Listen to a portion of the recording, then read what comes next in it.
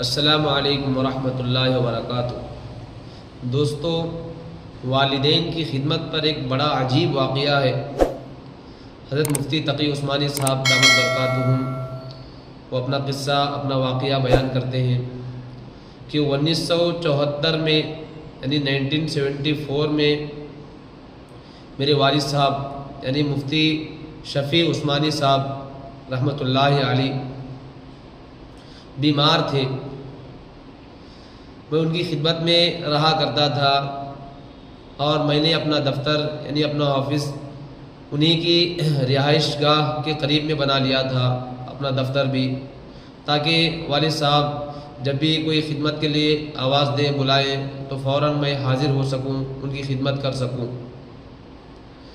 تو دوستو، میں والد صاحب کی خدمت کرتا رہا۔ حضرت مفتی تقی عثمانی صاحب دامت برکاتہم فرماتے ہیں کہ میں والد صاحب کی خدمت میں لگا رہا، خدمت کرتا رہا، اور اتنے میں مجھے کسی نے حج بدل کی پیشکش کی کہ میری طرف سے آپ حج کر لو۔ میرے دل میں ایک داعیہ بھی پیدا ہوا، جانے کی خواہش بھی پیدا ہوئی، لیکن دوسری طرف والد صاحب بیمار تھے، بستر پر پڑے ہوئے تھے، اور اسی بیماری کی حالت میں وہ معارف القرآن بھی تالیف کر رہے تھے، لکھ رہے تھے۔ انہوں نے اسی دوران، اسی بیماری کی حالت میں معارف القرآن کو لکھا ہے۔ میں نے سوچا کہ حج کے لیے جاؤں یا والد صاحب کی خدمت کروں۔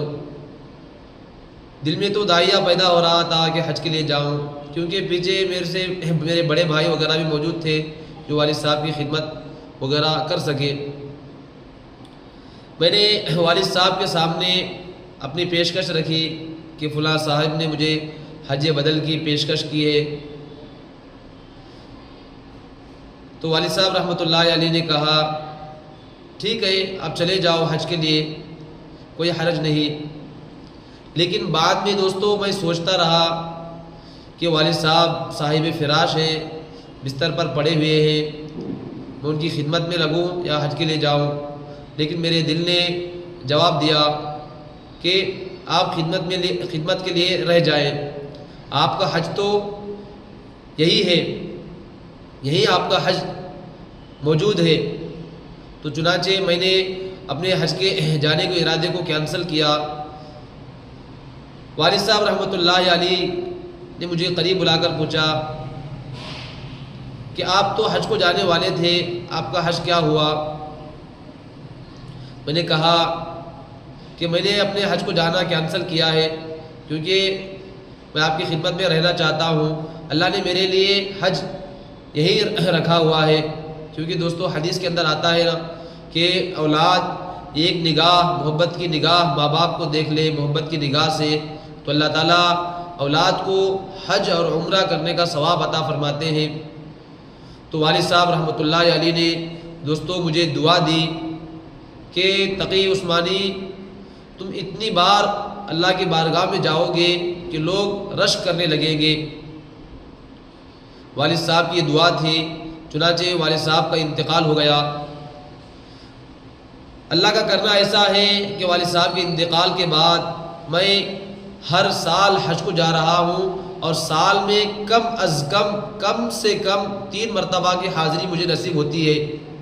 زیادہ ایسی ہوتی ہے، کبھی 4 مرتبہ سال میں، کبھی 5 مرتبہ میں کعبۃ اللہ کو جاتا ہوں، مدینہ منورہ جاتا ہوں، لیکن کم از کم سال میں 3 مرتبہ تو مجھے جانا نصیب ہوتا ہے۔ ہمیشہ مجھے والد صاحب کی یہ دعا، یہ جملہ یاد آتا ہے کہ تم اتنی مرتبہ جاؤ گے کہ لوگ تمہیں رشک کریں گے۔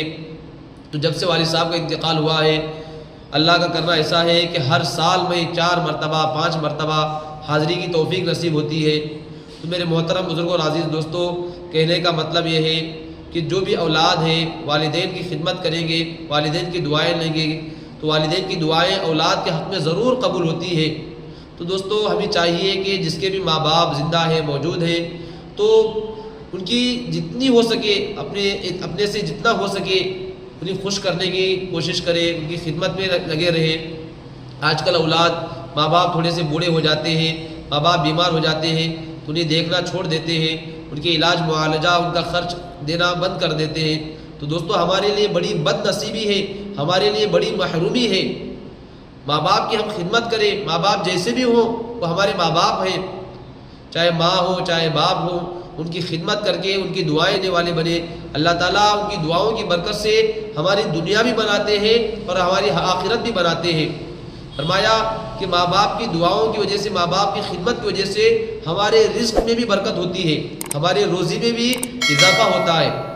اور جو اولاد ماں باپ کی نافرمانی کرتی ہے، ماں باپ کی خدمت نہیں کرتی ہے، تو دوستو اللہ تعالیٰ اس کا عذاب دنیا ہی میں چکا دیتے ہیں۔ اللہ سے دعا ہے کہ اللہ تعالیٰ جس کے بھی ماں باپ زندہ ہیں انہیں خوب سے خوب خدمت کرنے کی، ان کو خوش کرنے کی، ان کی دعائیں لینے کی توفیق عطا فرمائے، آمین۔